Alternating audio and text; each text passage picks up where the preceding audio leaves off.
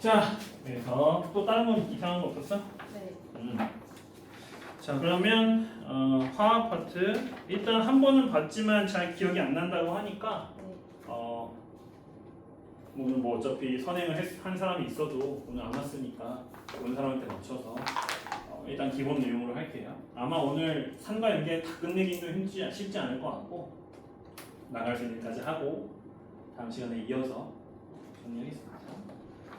자, 산화 환원. 왜 산과 연기를 먼저 하셨는지 잘 모르겠는데 일단은 우리 교과서 순서상으로는 요 산화 환원이 먼저가 맞잖아요.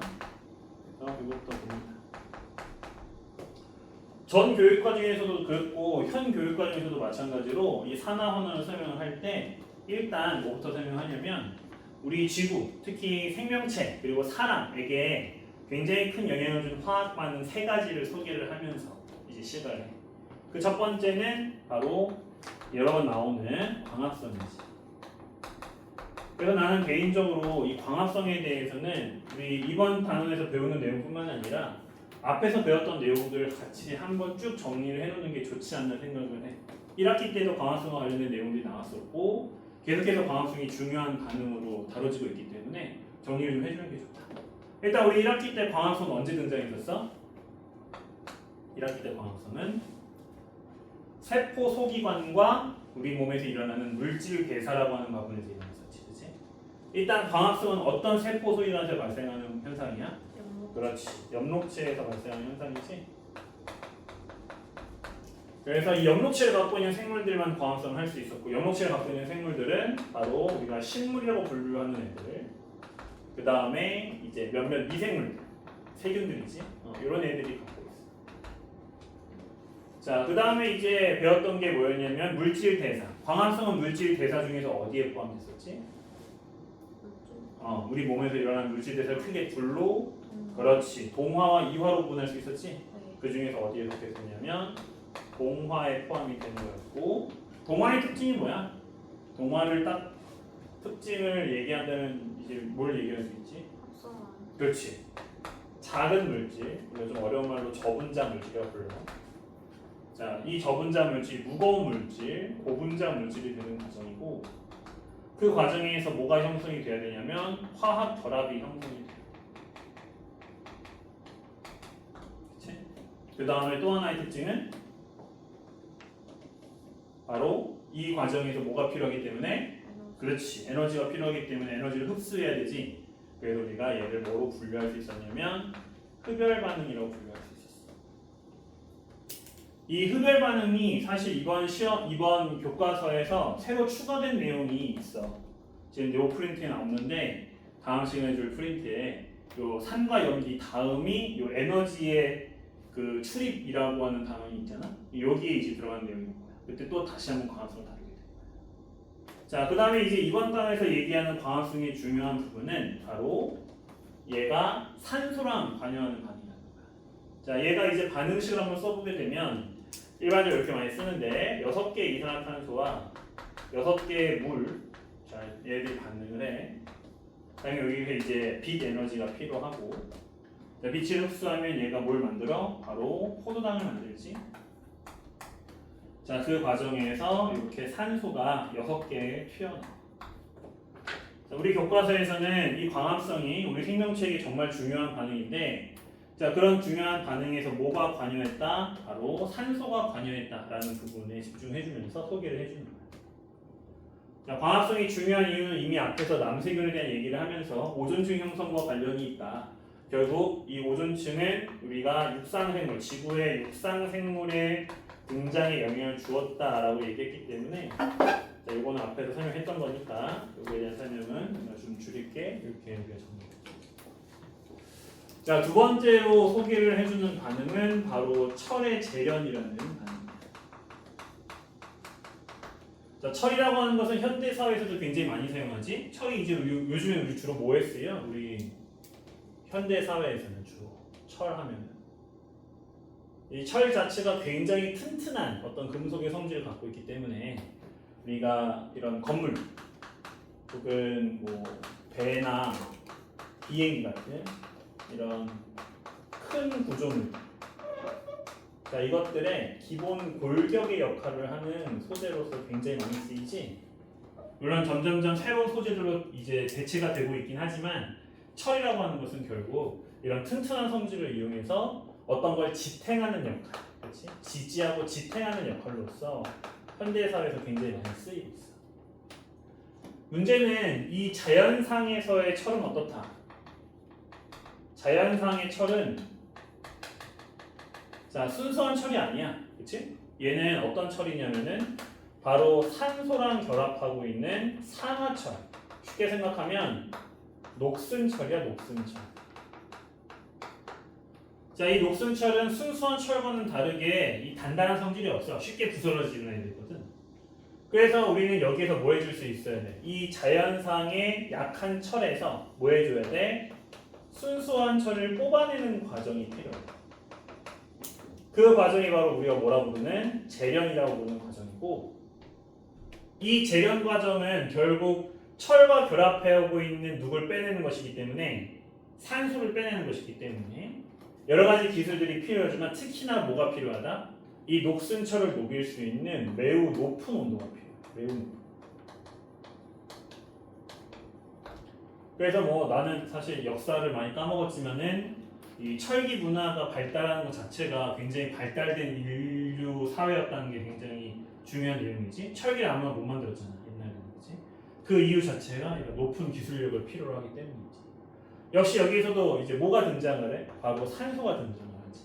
그래서 둘 다 굉장히 중요한 반응인데 산소가 등장을 한다.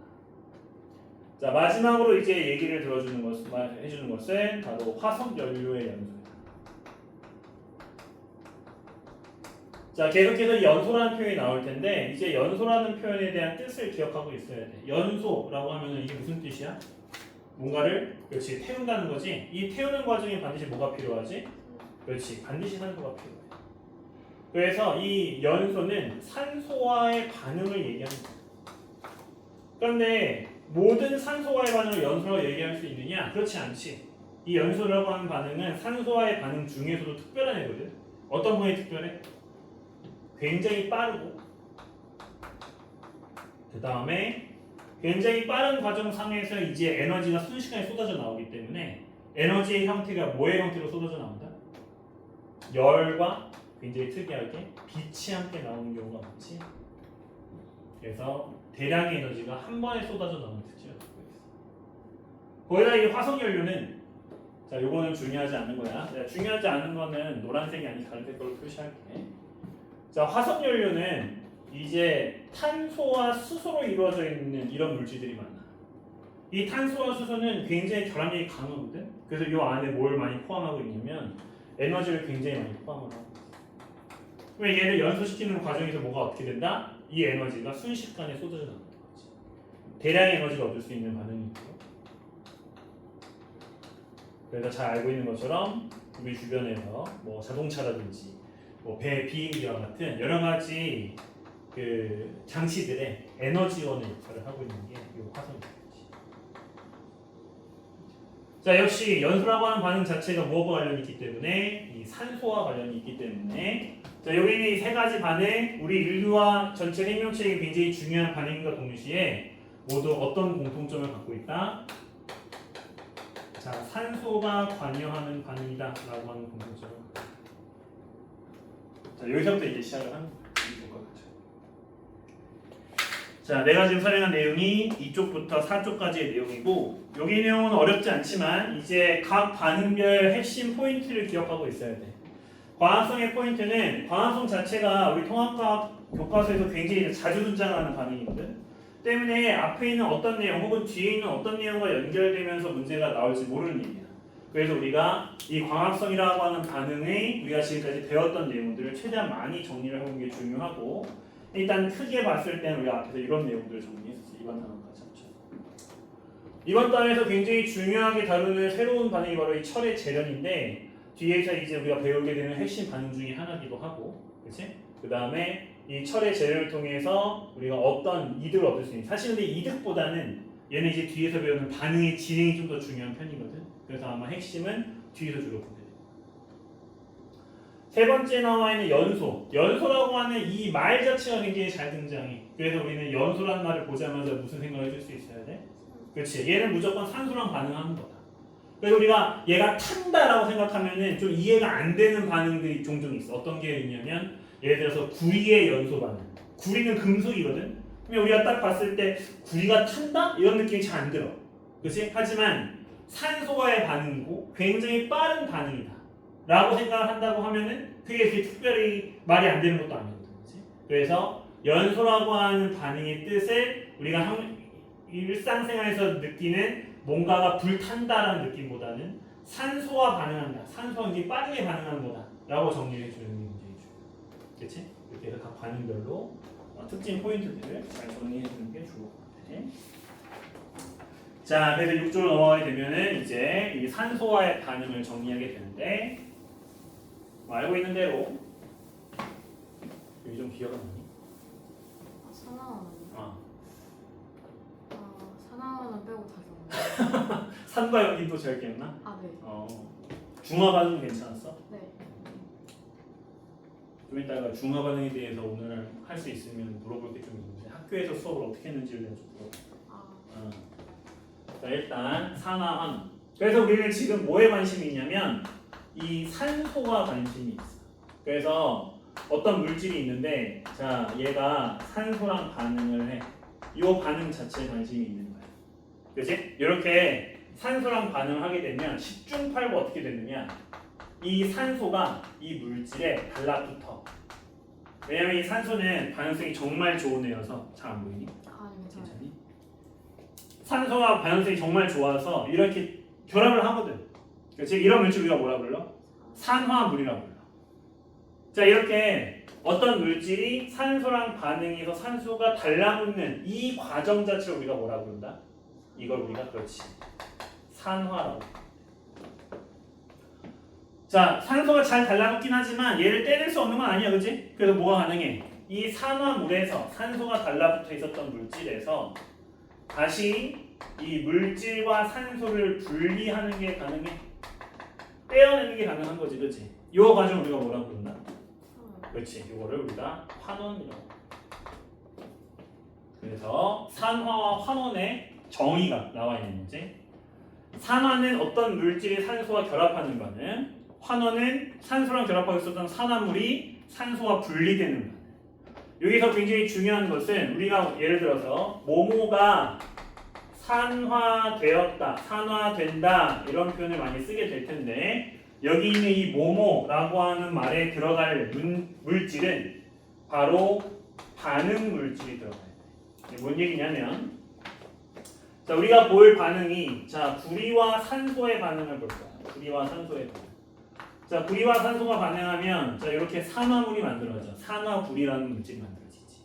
그렇지? 그래서 구리가 산소랑 반응을 해서 이 산화구리를 만드는데 이제 우리는 이 반응을 설명할 때 이렇게 설명해야 된다는 거야. 구리가 산화된다. 그렇지? 바로 화살표 왼쪽에 있는 애들이 반응 물질인데 이 물질이 산화된다라는 표현을 써줘야 된다. 우리한테 가끔씩 어떻게 물어봐? 산화구리가 산화된다 라는 표현을 써. 얘는 뭐 딱 봐도 틀린 문장처럼 보이지만 이 물질의 종류를 바꿈으로써 우리한테 혼동이 가능한 이런 문제가 될 수 있단 말이야. 그렇지? 그래서 위에 있는 이 문장은 맞는 설명이지만 밑에 있는 이 문장은 틀린 표현이다. 왜? 결과물이 산화된다라는 말 자체는 틀린 것이기 때문에. 그래서 이 차이점을 좀 기억을 해주면 좋다. 자, 우리 교과서에 보면 이 산화 환원을 설명하기 위한 실험이 이제 몇 개가 나오는데, 자, 그 중에 첫 번째 실험이 바로 방금 얘기한 이 구리의 연소 반응이지. 자, 이 구리의 연소 반응을 할 때 병점은 그렇게 엄청 집중하진 않는데 몇몇 선생님들 중에서 다른 학교 다니는 선생님들 중에서 이 실험 과정 중에 특이한 포인트 하나를 좀 강조하시는 경우들이 많거든. 다른 학교 예들 중에서는 거기야 앞에. 바로 알코올 램프의 사용과 관련된 내용이야. 알코올. 자, 우리가 이 구리를 연소 태우기 위해서 알코올 램프를 사용하게 되는데 이 알코올 램프에서 이제 불을 피우면 당연히 불꽃이 발생을 하겠지. 이 불꽃에 대한 얘기를 좀 강조하는 선생님들이 종종 계셔. 그래서 너희 학교 선생님은 이걸 중요하게 생각하는지 안 하는지를 수업 시간에 좀 판단을 해보면 좋을 것 같아. 자, 불꽃은 자, 우리가 이런 식으로 그림을 그렸을 때 이 불꽃을 크게 두 부로 나눌 수가 있는데 이 말 그대로 불꽃의 바깥 부분, 그렇지? 여기를 우리가 겉 불꽃이라고 부르고 불꽃의 안쪽 부분을 속 불꽃이라고 불러. 자, 겉불꽃과 속불꽃은 각각 역할이 다른데 겉불꽃의 경우에는 산소가 굉장히 잘 공급이 되거든. 산소가 굉장히 풍부해. 그래서 의외로 바깥쪽임에도 불구하고 산소가 잘 공급이 돼서 잘 타기 때문에 우리가 말하는 소위 완전 연소가 일어나게 되고 산소가 풍부하다는 거야. 자, 그래서 주로 뭐가 일어나냐면 주로 어떤 물질의 산화가 일어나는 불꽃을 보지. 반면에 속불꽃은 산소가 비교적 부족해. 그래서 불완전 연소가 발생을 해.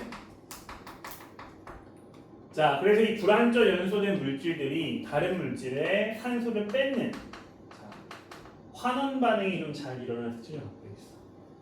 선생님들 중에서는 이러한 불꽃의 사용법이 다르다, 성질이 다르다는 부분을 가지고 실험 방법과 관련된 내용을 강조하시는 선생님들이 계세요. 자, 그래서 이제 첫 번째 뭐 하는 거야? 순수한 구리를 산화시키고 싶은 거야. 그러면 이 구리를 어디다 갖다 둬야 되겠어? 산화시키고 싶은 거니까. 지금 내가 불꽃 얘기했잖아, 그렇지? 네. 어디다 갖다 대야 되는 거야? 그렇지, 얘를 겉불꽃에 갖다 대야 돼. 뭐라고 대답하려고 했어? 저도 잘 모르겠어요. 어? 필기하느라. 이거 다 안 줘도 돼요. 이거 사진 찍어도 돼요. 편하게 하세요. 네. 그죠? 보셔도 됩니다. 자, 요게 반응은 아까 제가 썼던 요거죠.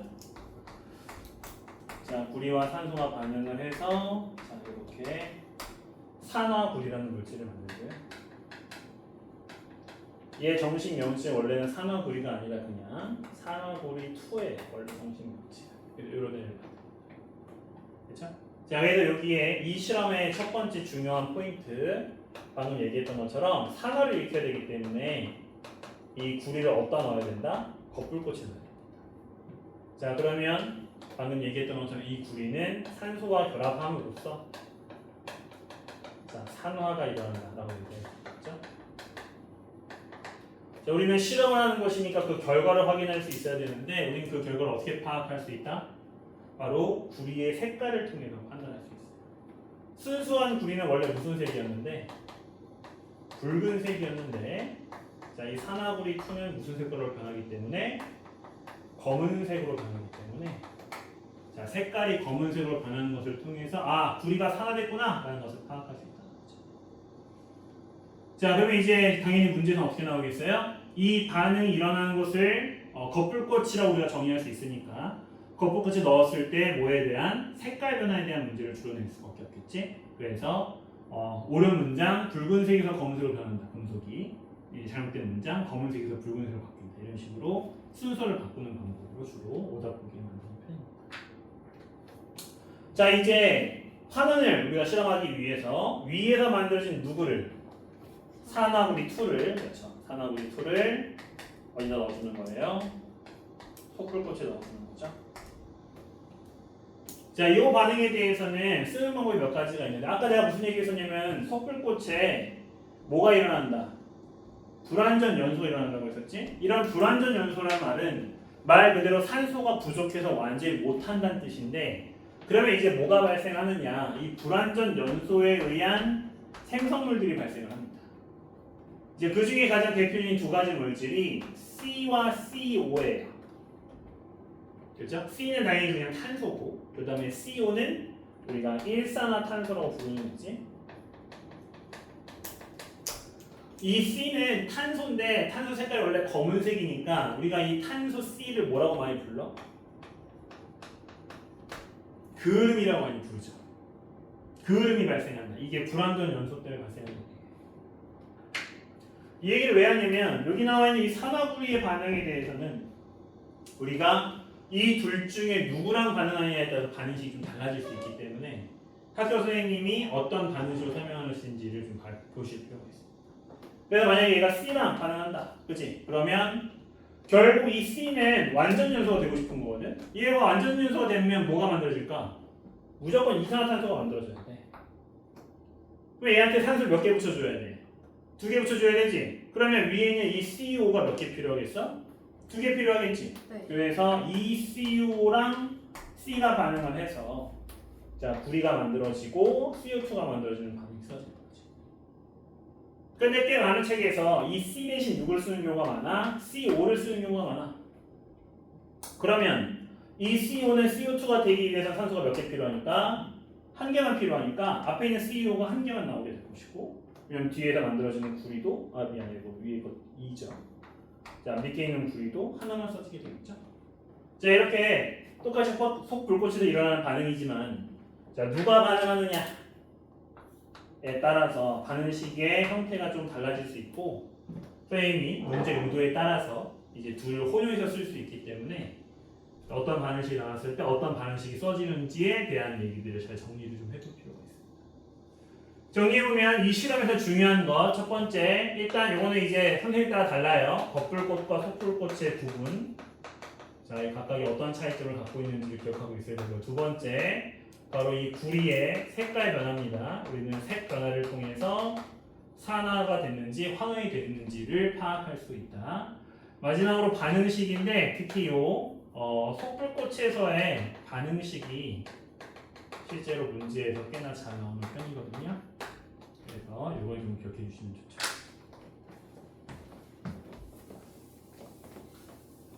자, 두 번째 실험, 세 번째 실험 우리 프린트에 안 나와 있고 문제 중에 종종 나와 있는데 그냥 구리가 아닌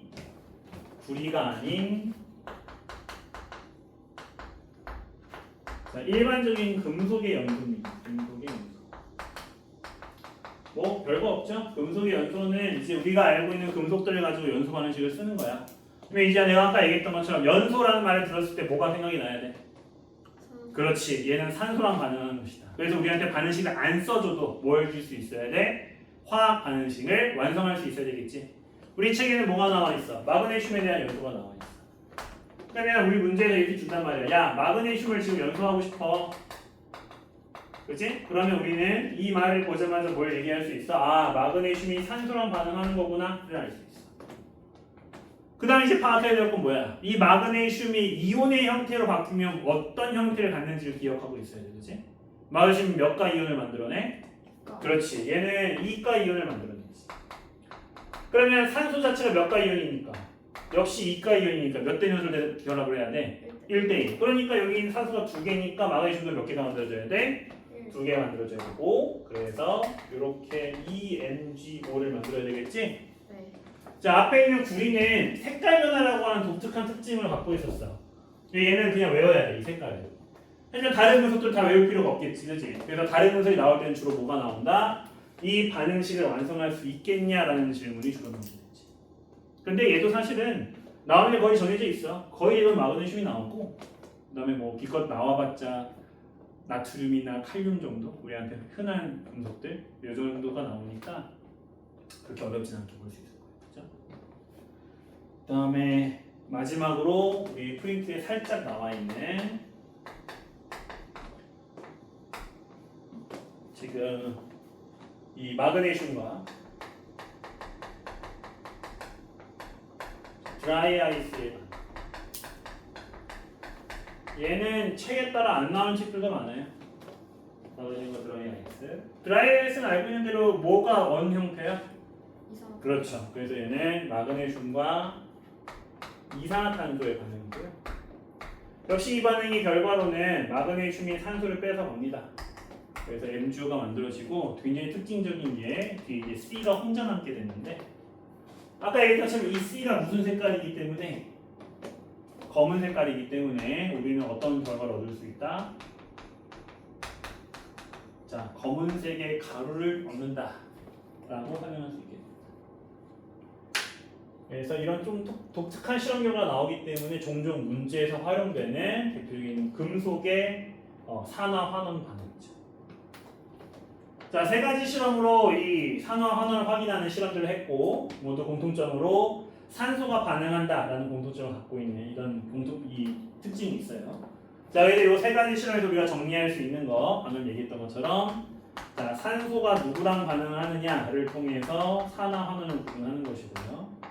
밑에서 설명하는 것처럼 자, 누군가가 산소를 뺏겼다. 누군가 산소랑 결합을 했다. 이 말은 무슨 말과 같은 말이냐면 누군가가 산소를 제공을 했다라는 말과 같은 말이 되기 때문에 자, 누군가가 산화를 했다는 말은 누군가가 환원을 했다라는 말.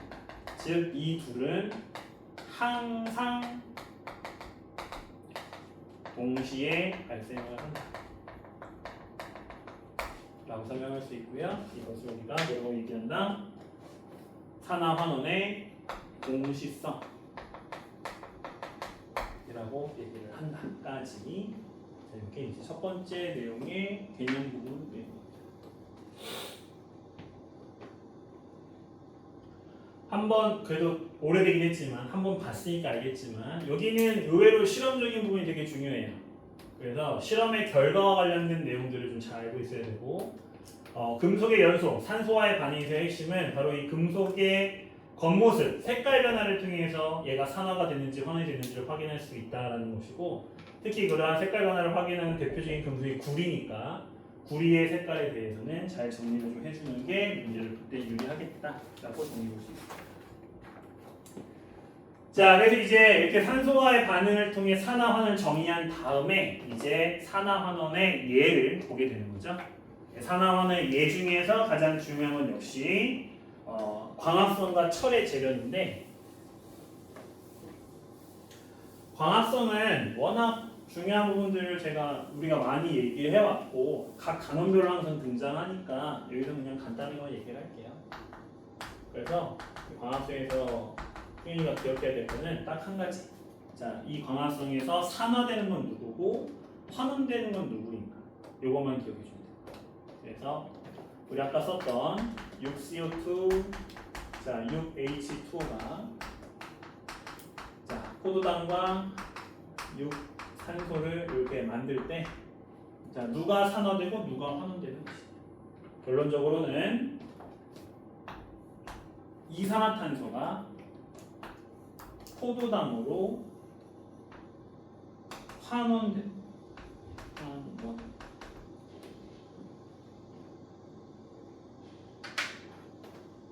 그러면 옆에 있는 물이 누구로? 산소로 산화되는 거겠죠? 둘은 항상 동시에 일어나요. 자, 이게 왜 그런가에 대한 이유는 여러 가지로 설명할 수가 있는데 방금 우리 설명에 있었던 이걸로 설명을 하면 저는 이제 뭘로 설명하냐면 탄소 한 개당 산소의 수로 설명을 해요. 그죠? 그러면 CO2를 보면은 이 CO2는 몇 개야? 한 개당? 하나. 두 개죠. 네? C 한 개당 5의 개수니까 몇 개예요? 두 개. 두 개죠. 얘는 두 개예요. 그런데 옆에 있는 포도당은 몇 개예요? 한 개. 그렇죠. 한 개죠. 그래서 산소가 줄었지. 네. 그래서 환원으로 본다는 거예요. 산소를 잃었다라고 말할 수 있어요. 그게 환원이. 그렇죠. 아까 얘기했던 대로 환원은 뭐였으니까? 산소를 잃는 것. 잃는다는 얘기는 누군가에게 준다는 뜻입니다. 그렇지?